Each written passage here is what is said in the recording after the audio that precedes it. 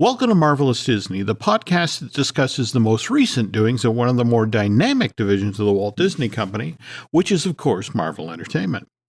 This is entertainment writer Jim Hill, and my co-host, the amazing Aaron Adams, and I are recording this week's episode on Tuesday, February 8th, 2022.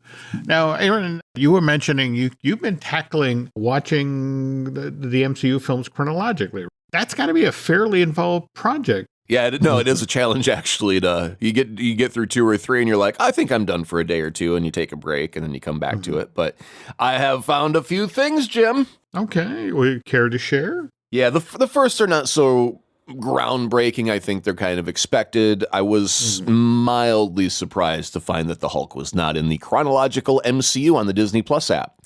And I think the simple answer is that's a Universal movie. They don't have the rights for it, right? There you go. I don't think that means they're disowning it from the MCU. I just think they don't have the rights to put it on their channel.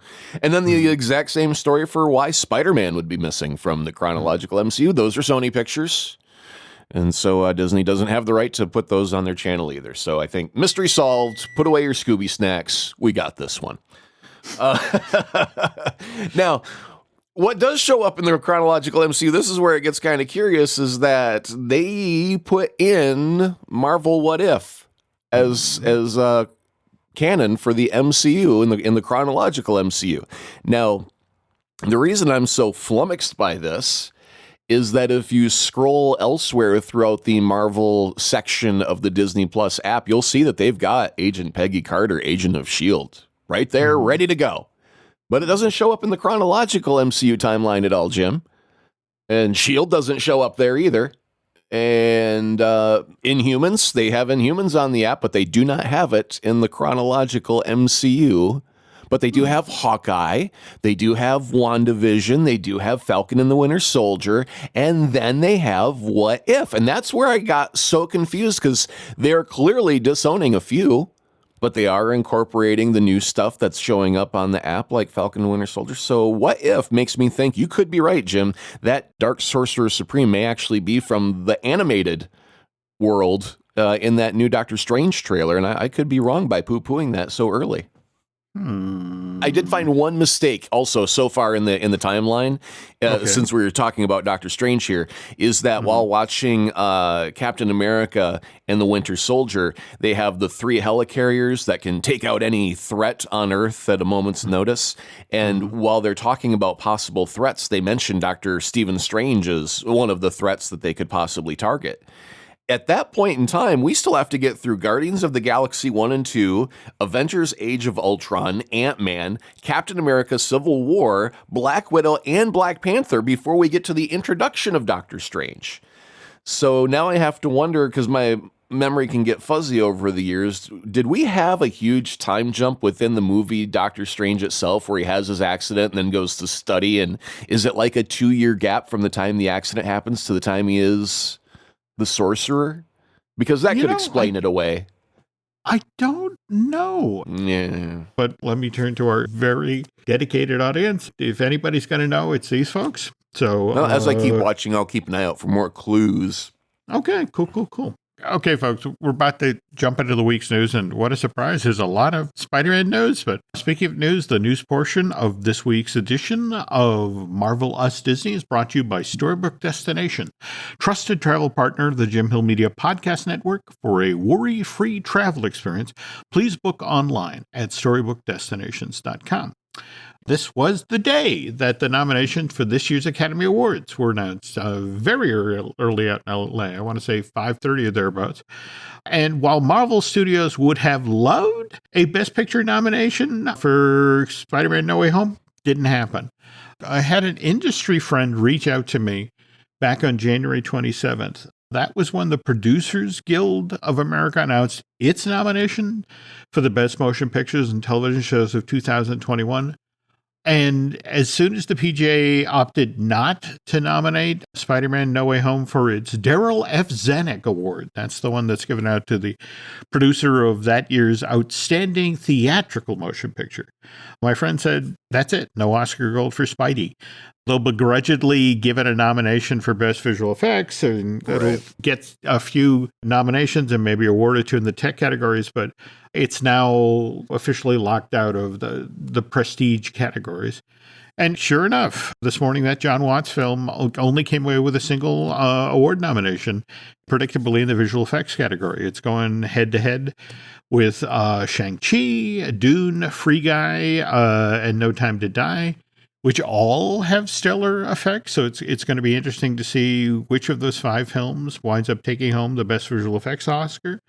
You were noting, though, that maybe there was at least one person on the planet who benefited from their association with Spider-Man No Way Home. Yeah, well, I think that everybody was so enamored with the way that Andrew Garfield handled his portrayal of Spider-Man in No Way Home, especially that one scene where he saves MJ, and that very emotional. Everyone, will admit to being, I got choked up when I saw that. Even the burliest of men will have a little tear in their eye at that moment. And so a lot of people were like, oh, that guy needs an Oscar, but we're not going to give it to him for this little itty-bitty role in Spider-Man because it's not his movie. It's Tom Holland's movie. So it's like, what else can we do? And apparently, Andrew Garfield is associated at least with 4 Oscar-nominated films this year. Spider-Man being one for special effects. Another one is he is nominated himself for Best Actor as Tick, Tick, Boom. Mm-hmm. And I wonder if it's one of those things where it's like, man, the guy's done a lot of good work. And, well, we can't nominate him for Spider-Man. Can we push some goodwill over towards one of these other projects that he acted in? I think The Eyes of Tammy Faye is another one That's right. He was involved in, where I think Jessica Chastain got the actress maybe nod in that or something. Well, she played Tammy Faye to his Jim Baker. That's right. Wow. Yeah. Okay. So that's 3 out of the 4, and there is another one that he was involved with that got a nom for something. But anyway, it was like, hey, he's done a lot of great work this year. Let's look at this one role. Did he do good enough that we can just kind of push all of our goodwill into a pile into that one and give him the nomination? I mean, I don't know how it all goes down, what those people are thinking when they cast their vote, but he's done good work. He deserves some kudos. So, give the boy his lucky charm and let's move on. What's kind of interesting is that one of his biggest cheerleaders right now is actually Tom Holland. Tom is, of course, out doing the promotional tour for Uncharted, which, by the way, opens in theaters a week from when the show drops. That's another movie Tom Holland won't win any Oscars for, by the way. I'm just throwing that out there, a little prediction. I know it's far-fetched to have such a bold claim so far in the future, but you used to want to win an Academy Award because a movie would stay in theaters for months. And the notion was that if you won, you could then get 3, 4, 5, at least weeks, maybe months of more ticket sales. Whereas I don't think we live in that world anymore. And the PR team at Marvel, again, without a Best Picture nomination, they immediately pivoted back to, well, what tub are we thumping? And of course, we are now just $11 million away from Avatar's box office back in 2009 and 2010. They've actually projected out when it looks like it's going to happen. And as of right now, because ticket sales have slowed, the belief is that it'll be the President's Day weekend, which is Saturday, February 19th through Monday, the 21st. That's when it's going to slide past Avatar and ticket sales. I'm told that the full page ad for the trades, which is kind of a tradition, is about Willem Dafoe's teeth. It is, isn't it? Right? They're saying, hey, did you guys notice straight teeth when he's Norman, crooked teeth when he's Goblin? Was that what the ad said? Wait, would that it would. I don't know if did you ever see the ad when James Cameron's Titanic passed Star Wars as the highest grossing film? Yeah. It's this wonderful drawing of all these Star Wars characters on the Titanic as it's going down. And right. I think Jabba's being lowered into a lifeboat. Supposedly they've got one of those. And of course, evidently the Cameron people who don't miss a trick, they are going to use this ad to, by the way, remind people that Avatar 2 is coming out in theaters December 22nd of this year. And just because I love the joke, Avatar what? Was there a thing called Avatar once upon a time? I forgot. 10 months. It's 10 months away. And 10 years away, you mean? It was a long time ago, Jim. A really long time ago. It was, and they have shot a good, they've shot 2, a goodly portion of 3. And there were folks at Disney that I'm told there's the Avatar media conference room that, I think D-Day to that sort of looks like a picnic in a park compared to how they're going to make the world aware of this thing. That you will not be able to escape Avatar 2. The other thing that they're planning on doing, in addition to that full-page ad in the trades with James Cameron congratulating, Kevin Feige on his film passing Avatar, Marvel's going to use that moment to announce that, oh, by the way, on February 28th, Spider-Man No Way Home will be available on digital, the HD and the 4K. That's a day early, isn't it? I thought it was March 1st originally. Did they move it up? I know that evidently they've crept it in a little bit. And remember we were talking about how the Blu-ray and the DVD would go on sale 2 weeks after that. Right. Evidently, Marvel and Sony combined reached out to all of the sites that had released that information and literally made them scrub it off of the web. The belief was that we don't want to put this information out there because if people in North America know that Spider-Man No Way Home is going to be available on digital in late February, early March, they won't buy tickets, which means we won't pass Avatar's box office numbers. Right. So it was one of these things where it's like they frantically went out there and it's like, wasn't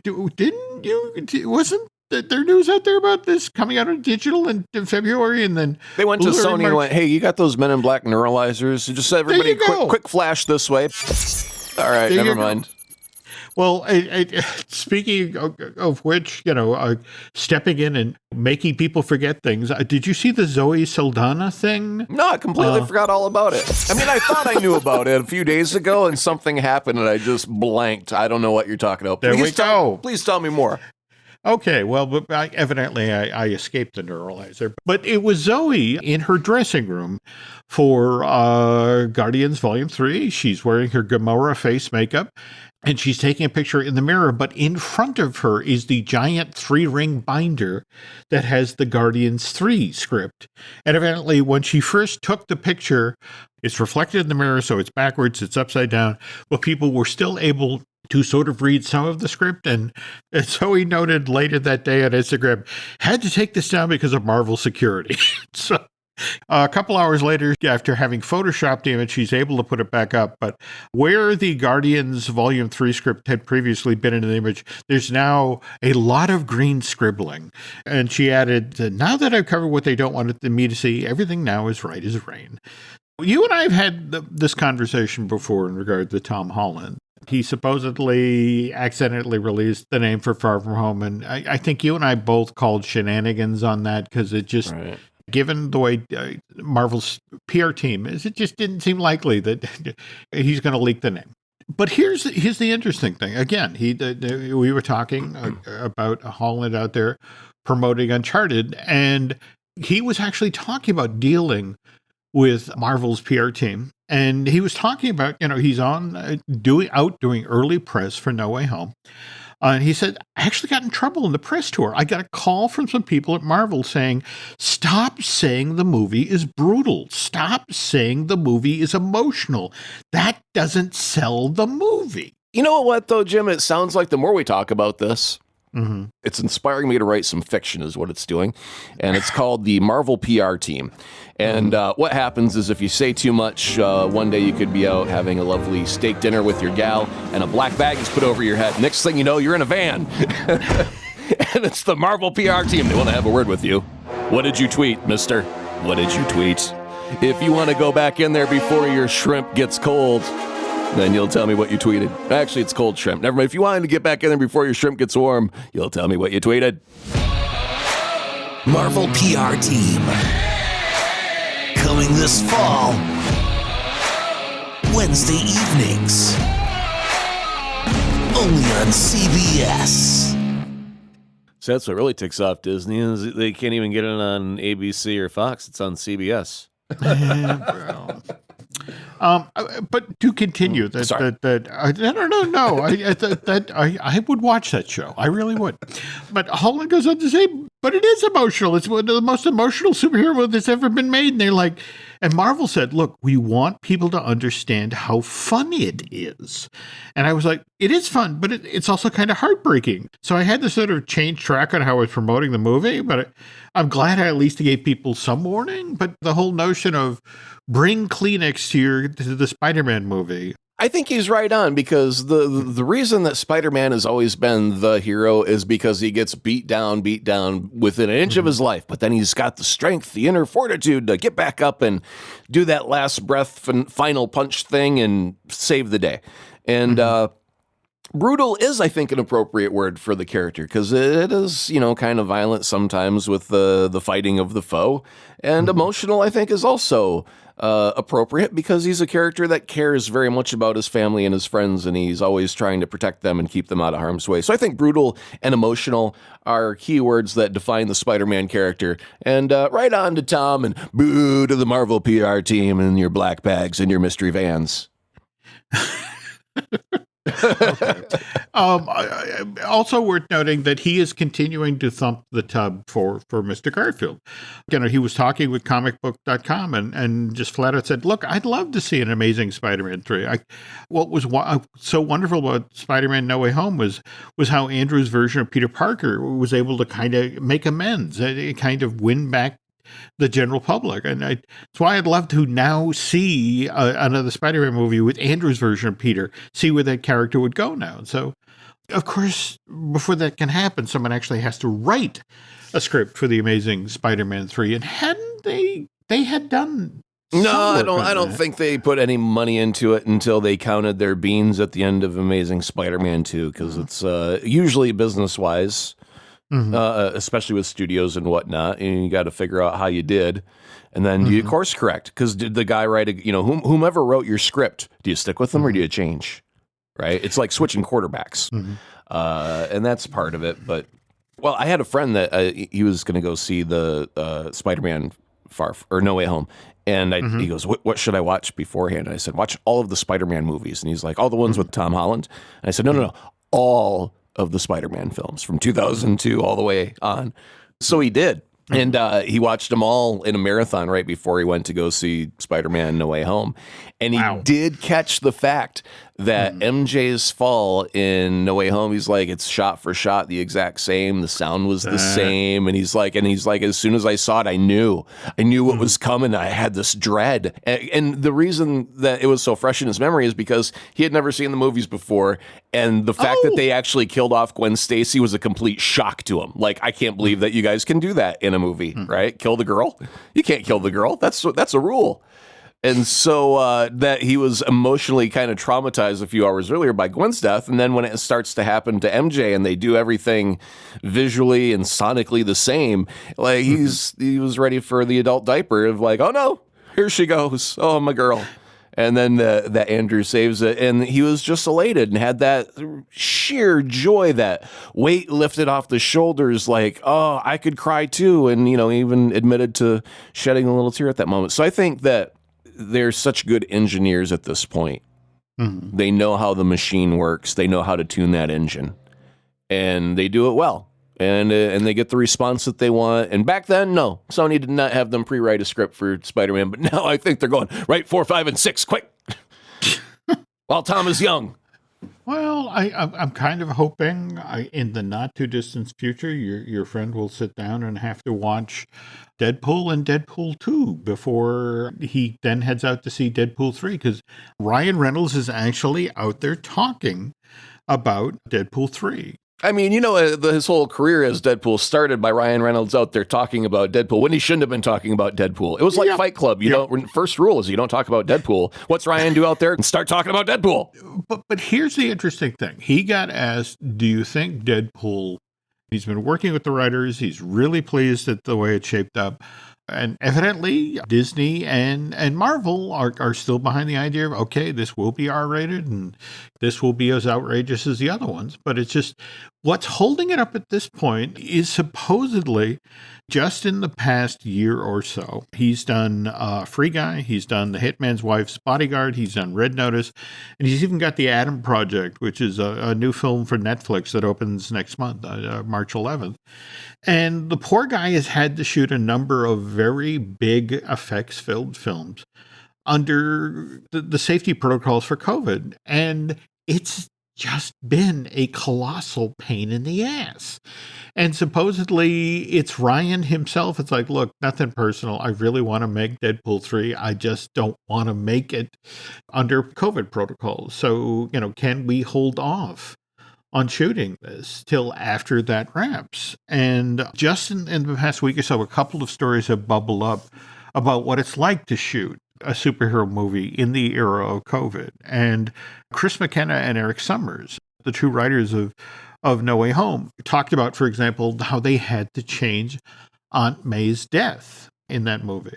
It was originally supposed to be inside of an ambulance. It was supposed to be this really tight, small scene to really heighten the impact of, Peter in the ambulance with his aunt as they're racing to the hospital and she's fading fast. But the production team is like, with the COVID protocols, we can't shoot inside of an ambulance. We can't, that there's just no way we can do this safely. And so that's actually why they changed it to the wide open spaces of the lobby of Happy Hogan's condo after, the Green Goblin had thrown that pumpkin bomb and basically blown out, the doors and the windows. Mm-hmm. But yeah, it literally forced them to change the story. And another thing that McKenna and Summers revealed in a recent interview was that the Green Goblin was originally not supposed to be No Way Home's central villain. The big bad, the one who took out Aunt May. Now, mind you, Chris and Eric would not reveal which Spider-Man villain was originally supposed to be. What? No Way Home. Wait a minute. Home's big bad. Who was running that interview? They should have just shut things down right there and you listen to me, pal. You'll give me the details and you'll give them to me now. See? I know that you've got family. I'll find them and I'll do horrible things to them unless you tell me the real villain. Well, it's interesting you say this because our buddy Drew Taylor actually did get to interview McKenna and Summers. He went nose to nose with them? Did he get the details, Jim? Well, no. This is the thing. In fact, this piece ran on the Wrap January 8th, and I actually have to head over there now and check out to see whether or not he got the story. But again, this is the writer with this original interview. I don't know if it's a question of they couldn't get who they wanted, or again, it might also be one of these situations where due to COVID, face it, when you're dealing with the Green Goblin and you've got a guy who's flying around on his wing, so to speak. Well, you know what? Logically, we can work through this one real quick. If you had Doc Ock, he had the tentacle issue. The tentacles were controlling him, and once you fix that, he was a good guy. He converted at the end of Spider-Man 2, so it wouldn't seem right that he remain villainous unless the tentacles remained in control of him. So there's your if to keep Doc Ock in play. But you also had Sandman.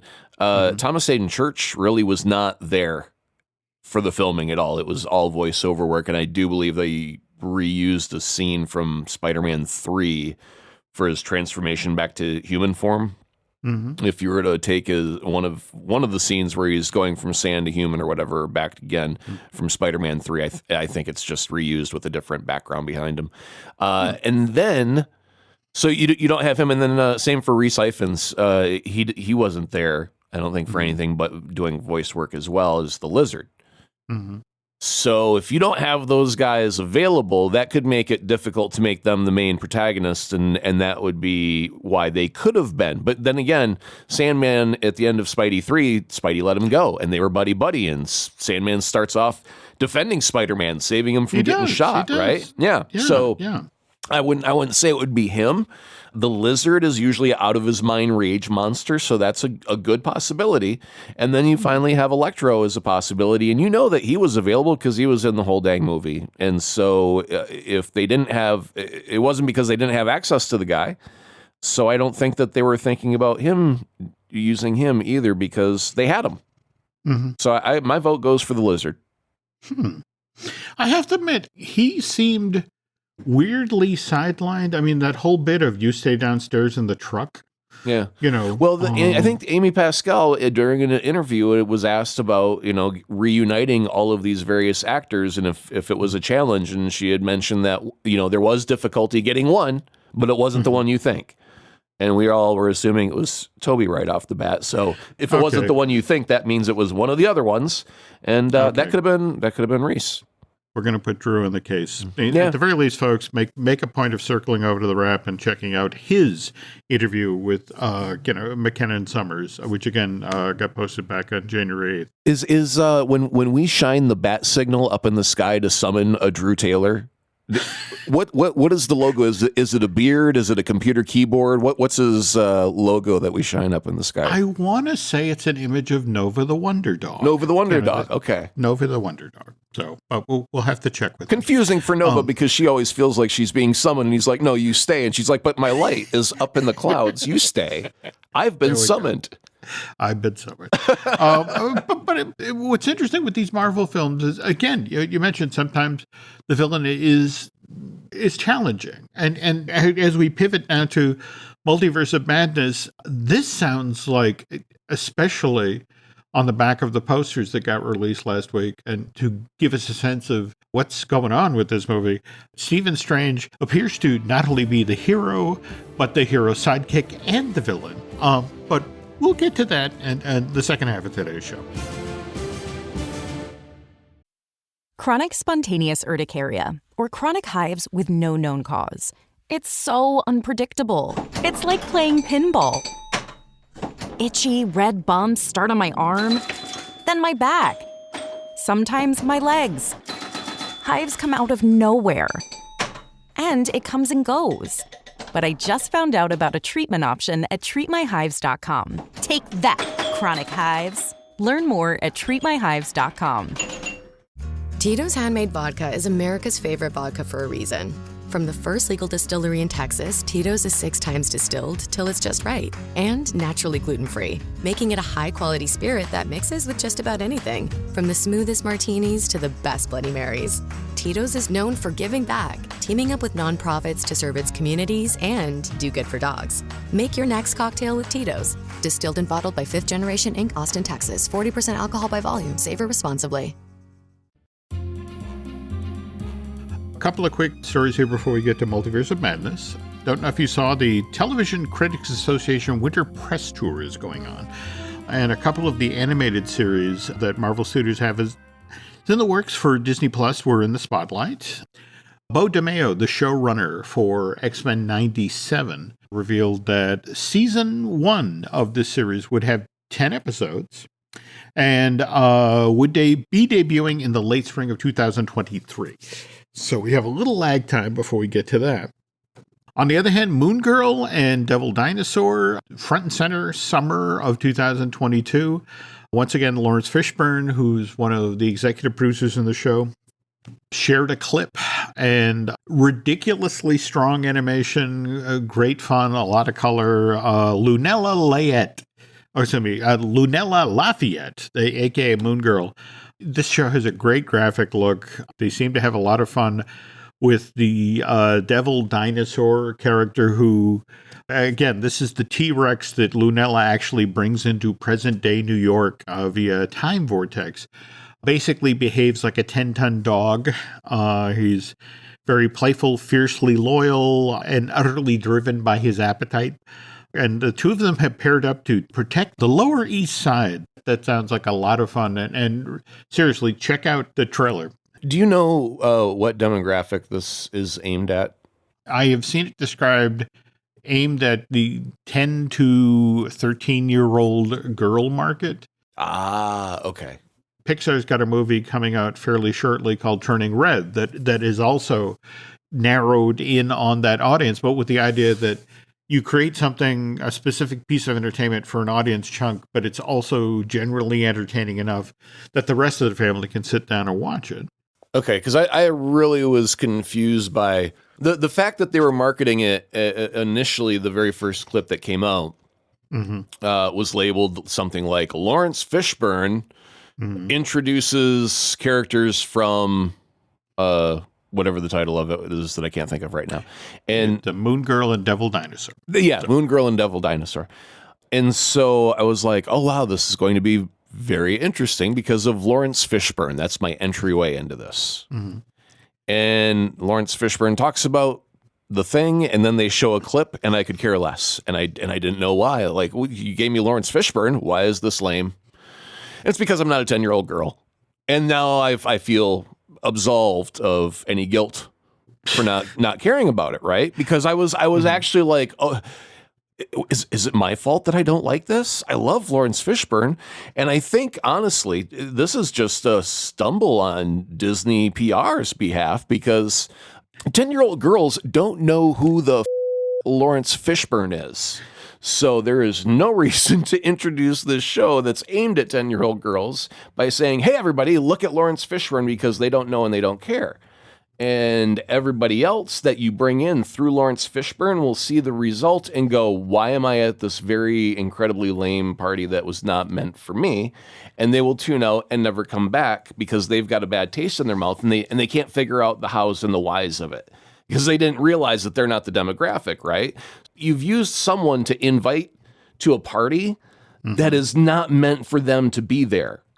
Right? It's like, I want all the goth kids to come to my party. And then you get there and it's all My Little Pony. And they're like, what the hell is this?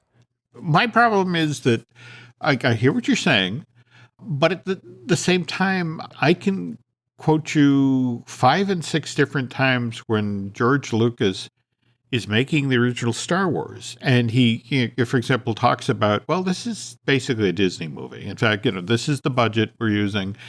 And when he was directing Harrison Ford and Carrie Fisher on the set of the original Star Wars, to the effect, this is a kid's movie. Actually, that proves the point exactly, Jim, because it only reinforces what I said, because the older fans like myself hated the prequels because it wasn't for us anymore. It was for the generation after us. They loved it. Oh my God, Jar Jar Binks, greatest character in motion picture history. Well, the rest of us really dislike the character heavily.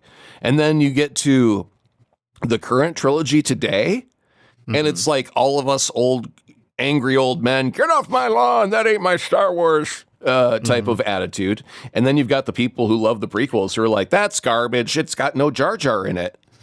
And then you've got the really young kids who are like, oh my God, Rey and Kylo, I'm going to call them Rilo. That's so beautiful. It's the most tragic love story since that old Shakespeare dude wrote that thing about Romeo and Juliet. That's how it turned out, right? That's exactly it. We kind of like grow out of it because they're making it for kids.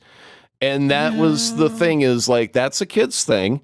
And they used the wrong face to introduce us to it. I mean, it's okay that Lawrence Fishburne's behind it and he's working on it and he's a part of it. That's wonderful. But in your first clip, don't trot him out as like, hey, everybody, look, it's Lawrence Fishburne, because I'm expecting him to swing a sword like he's in the freaking Matrix. And he didn't do that. He didn't do that, Jim. He didn't swing no swords. And so what I got was just not what I was expecting, and I was left disappointed. But it was simply because it was the wrong way to introduce it to the wrong demographic. They swung out. That is an interesting observation. We'll have to circle back on this come the summer when we have more than 38 seconds worth of Lawrence Fishburne Right, animation sure. to see how the actual show is. Yeah. But back to other Disney Plus news: Armor Wars, which is going to be the limited series to star Don Cheadle as Rhodey. That's supposed to begin shooting in October, November of this year. Hey, remember when he got nominated for an award for showing up on set one day? Wasn't that a hoot? Remember how we were all excited about that? Like, hey, I remember that one day that he showed up on set and smiled and said, 2 sentences, 3 sentences, and then was never heard from again. He won an award for that. No, it's okay. He tweeted out, hey, guys, I don't get it either, but whatever. It's okay. It's just an award. And while we're talking about limited series, Loki star Goku Mabathra was on Good Morning America late last week and revealed she will be playing Judge Ravana Renslayer again in season 2 of Loki, which will begin shooting in London this summer. And you got to wonder if they're the limited series that's going into the sound stages that Secret Invasion is shooting over in the UK right now. And speaking of which, we were talking earlier in the show about Zoe Saldana and getting on Instagram and getting cuffed by, Marvel security. The black bag went over her head. She was dragged into the van, kicking and screaming. You hush, young lady. Take that picture down. Marvel PR team. Guest starring Zoe Saldana.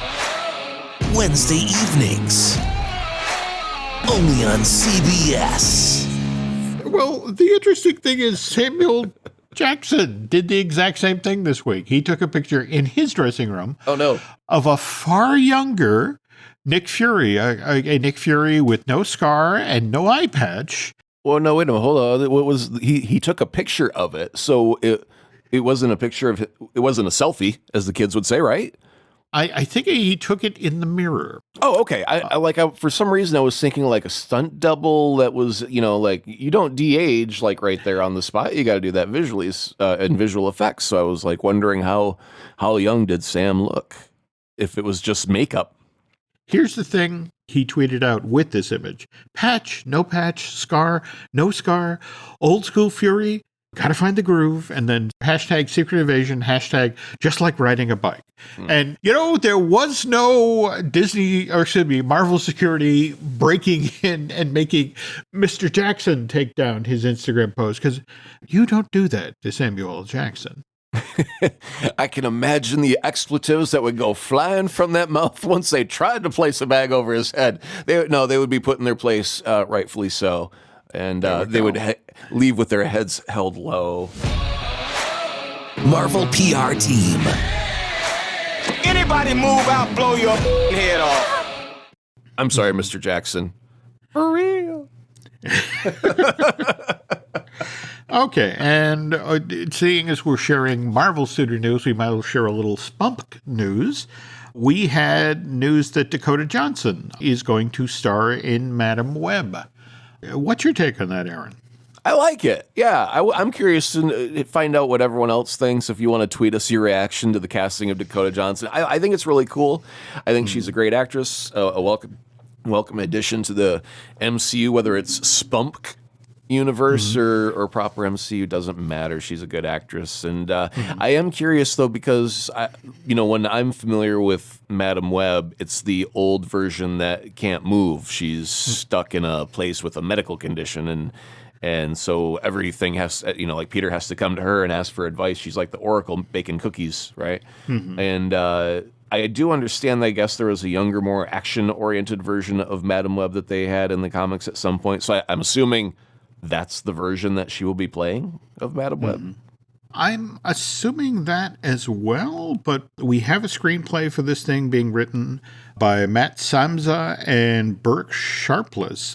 They're the folks who handled the script for Morbius, and we also have a director already assigned to this project, and S.J. Clarkson. I wonder about the Morbius screenwriter's choice, whether or not their take on that character is going to impact, how Madam Web is approached and in what time period Madam Web gets approached. I wonder how much chit-chat they do, like, while they're brainstorming of... Obviously, you're focused on your project. If you're writing Morbius, you're writing Morbius. That's it. Case closed. But, what if... I know Madam Web's right around the corner. What if we had this little thing that tied to it? And they call up, like Amy Pascal and go, Amy, we got an idea. What do you think if we did this? And she's like, oh, my God. And then she throws a sandwich at Kevin Feige for no reason, just out of sheer excitement. And then says, yeah, write that. That would be cool. Kevin will hate us. I think they have to do some pre-planning, right? I mean, they're trying to orchestrate, and they don't have Kevin to shepherd it the way that Kevin does for Marvel. So I think Amy is the head of all of that, and so she's going to be the mouthpiece and the filter that everything is run through at Sony. And I don't know how much input she has in the storytelling aspect, right? Maybe she just hires talented people and lets them do their job and lets the brain trust critique and revise, etc. But she's still got to have like a game plan, and she's got to be receptive to creative ideas that help tie all of this together, because if they want to replicate it, they have to be open to that, where are those threads of connectivity? And so I kind of have this feeling that the writers are like, focus on Morbius. But if you think of anything cool for Madam Web, shoot me an email real quick. Wink, wink. Speaking of Morbius, and this probably isn't as significant a piece of news as it might appear initially, because face it, Morbius's release date has been shoved back and forth multiple times. But what's interesting is this spunk film is supposed to be opening 1 week early in the Middle East. It's rather than April 1st, it's supposed to be in that region. Cinescape, a Kuwait-based cinema chain, announced it's opening in that part of the world on March 24th. But a lot of the MCU films did open overseas early rather than in North America, and that was always explained to me, by folks to avoid working piracy. Here. Yes, that's it exactly. That we didn't want it to open in New York, on a Friday, and on Saturday be available, on the streets in Taiwan. And speaking of discs, the Spider-Man No Way Home Blu-ray, which again doesn't have a release date now because Marvel and Sony Legal made that, all of those sites scrub the date off. But we do know that it will have 20 featurettes and 5 deleted scenes from the film. That much is leaked. Now to turn to this coming weekend is the Super Bowl. And during the Super Bowl, there is, for years now, studios will spend big bucks to run cut down versions of their theatrical trailers to get, because it's supposedly the largest television audience of the year. No, it's the cheapest. Well, no, I mean, if you do a per eyeball breakdown, because you have so many millions of eyeballs tuned in at that one focal point, that if you were to try and get that kind of coverage through radio, print, and whatever, it would cost you like $1 billion to get that many eyes and ears. But anyway, they're all focused on Super Bowl, so dollars per eyeballs. It is actually the cheapest advertising that you can get, even though the price tag is like $3 million or whatever for 15 seconds. So it's effective advertising is what it is. No, absolutely. And this is the week where those trailers, start to drop. In fact, just earlier today, we had the trailer for Pixar's film for the summer of 2022, Lightyear, drop. So Aaron and I were debating, whether or not we should, record tonight, because, given our luck, the Doctor Strange and the Multiverse of Madness trailer will drop tomorrow. In fact, the way Disney typically operates is they tease these things on social media, and we were both sort of looking around, and no hint so far. No, if you can listen very closely, we'll take just 1 second and listen. That's the helicopter. It's a black helicopter, but it has been hovering for the last half hour, and they're waiting for us to stop recording. As soon as we click stop on the old recording device, they'll release the trailer. So yeah, just if you hear the buzzing in the background, Jim, that's just been the helicopter circling, waiting for us to finish. Well, I don't know if you saw last week, we did get 7 promotional posters for Doctor Strange in the Multiverse of Madness that were decidedly trippy. We also got our description of the film, which reads as follows. In Marvel Studios' Doctor Strange and the Multiverse of Madness, the MCU unlocks the multiverse and pushes its boundaries further than ever before. Journey into the unknown with Doctor Strange, who, with the help of mystical allies, both old and new, traverses the mind-bending and dangerous alternate realities of multiverse to confront a mysterious new adversary. Did you get a chance to eyeball these posters at all, or... No, I haven't. I'm trying to scroll through. Now, are we just trying to say that, is it Shumagorath, the tentacle monster that's featured in the trailer for half of a second? Is that the new big bad, or is it the Dark Doctor Strange that we think is the new big bad? What do you think? The belief now is that we are actually dealing with a trio of Doctor Stranges. In fact, at least one of the posters sort of shows the evil Doctor Strange and the Supreme Sorcerer Supreme version of Doctor Strange, and then we have Stephen Strange. They're kind of like, okay, so I'm seeing them now. They are rather very, very trippy. The red one looks like a whole lot of evil ready to break free. And these are good character poses. Even though it's still a bunch of floating heads, at least they're doing it better than all of them arranged in a circle. Except for that one. That's all of them arranged in a circle. Never mind. I take it back. And by the way, something else that turned up this week, and I hesitate to bring this up because the quality of the image was right up there with, every so often you see those photos of Bigfoot standing next to Elvis at the ramp of a UFO. Yep. This was a shot of Tom Cruise with a Tony Stark beard, against a green screen background, supposedly shooting footage for Doctor Strange in the Multiverse of Madness, which, remember, we recently shared that ridiculous list of cameos, and both you and I were frustrated because we knew somewhere on this ridiculous list were actual people who were actually going to be in the movie. Yeah, yeah. But yeah, this image turned up, and it just sort of like, could you at least have done a decent job with the fake? And now, of course, having said that, this will actually be a shot from the movie. I will be proven wrong. But I'm intrigued by the notion of Master Mordo, who's supposedly a variant of Mordo. So it would appear that he, in his own reality, is a Sorcerer Supreme. Likewise, you had to have enjoyed the images of the Scarlet Witch, Wanda in her new outfit heading into this film. I mean, you got to sell the toys, and the only way to do that is to give them a new costume every movie. But it's the first time that we actually get Scarlet in her Scarlet Witch costume that we would know from a more comic book look. I am so glad that you said toys, because I don't know if you are aware of the Legend series of toys that Hasbro is doing. Oh, yeah. For Marvel. Good looking figures. Because they're doing, a Doctor Strange set. And what's really cool about the Doctor Strange set is this is a Build-A-Figure set, that if you collect all of them, you can assemble a Rintrah, the big green Minotaur, I guess, who's in the trailer for like a second, but evidently is a central figure in this film. But the only way you get to build one of those, the Hasbro version of it, is you have to buy all the toys. I don't normally go in for that stuff, but it's just sort of like, I want a Minotaur. Yeah, no, I did that back in the old days when they had the Galactus Build-A-Fig, and then there was the Sentinel Build-A-Fig also, I think, was before that. And so, I got those from that, and I usually do get suckered into it. While we're on the subject of toys, Hot Toys has finally been able to release their images for Spider-Man Far From Home figures.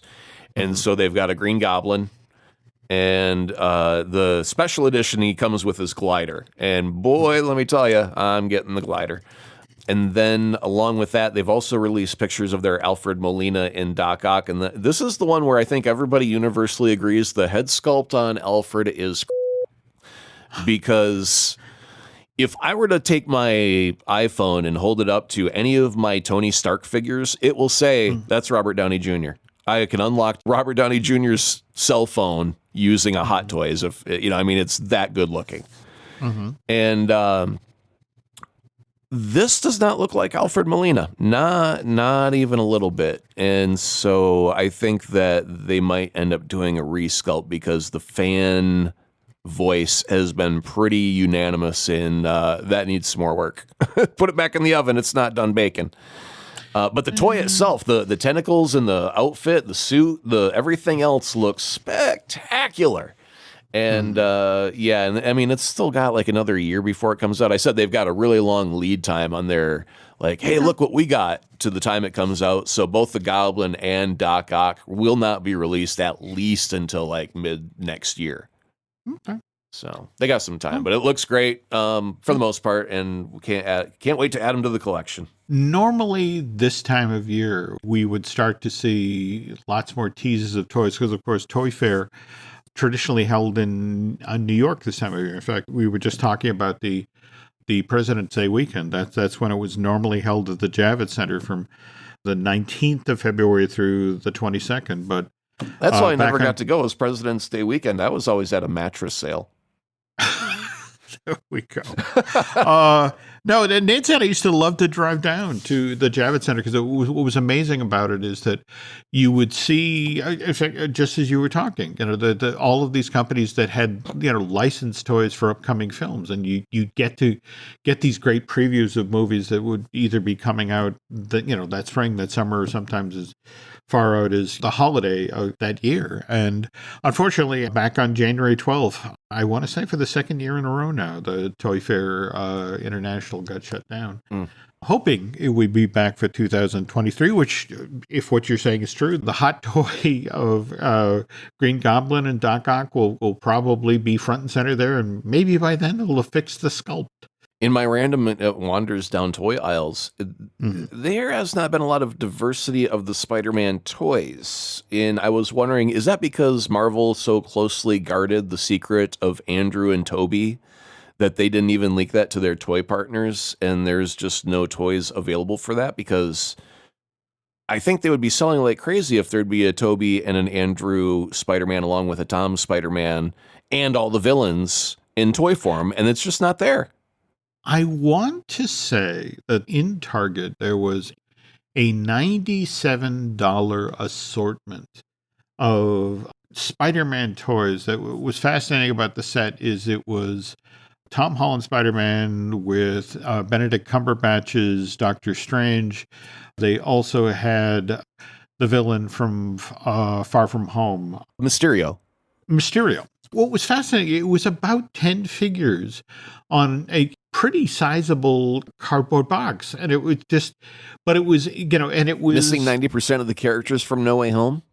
Yeah, well, that was but the interesting thing is it was the logo that was used to sell this was the Spider-Man No Way Home logo. And that was the thing. It was looking at it. It was one of these things where it's like, and this was when you and I were discussing all of the rumors about Andrew and all the rumors about Tobey. And it was just sort of looking at, okay, who actually made the box? Who actually got revealed? I'm just kind of wondering if this was a secret that was almost too closely held to the vest so that they weren't able to capitalize on all of that success with toys. You make a freaking fortune off of the toy side of your division, right? Mm-hmm. I mean, you could tell 100 stories about animated movies and how, they're in the park or they're making sequels just based on toy sales. It's so interesting you say that because there's the famous story about Disney buys, Marvel in, August of 2009. They call Sony and we need to have a meeting. And Sony panics because they think, oh my God, they're going to pull the film rights to Spider-Man. And the Disney reps arrive and sit down with the folks at Sony. It's like, no, you keep the film rights, but we are taking back the toy rights. Right. And that's the sweetest cherry of them all because that's where the real money is. Yeah.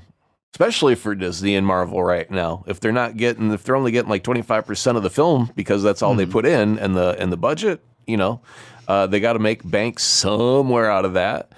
And I've got a copy of that book about when Ike Perlmutter was making his run initially at Marvel, and it wasn't for the comics; it was for the characters, for the rights to make the toys. Yeah. And to this day, so that's another story we're going to have to circle around to at some point. But for now, folks, that's going to do it for this week's Mud.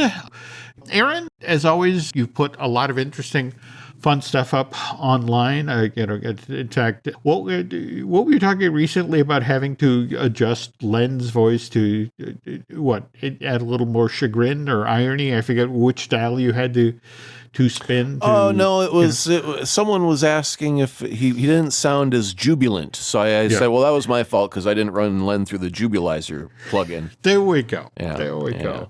So, that's some fun stuff online. So where can they find you in the social media realm? Well, on Twitter is the quickest way, at AzaProd, but I have to caution you do have to write it in Chinese because I am at the Winter Olympics.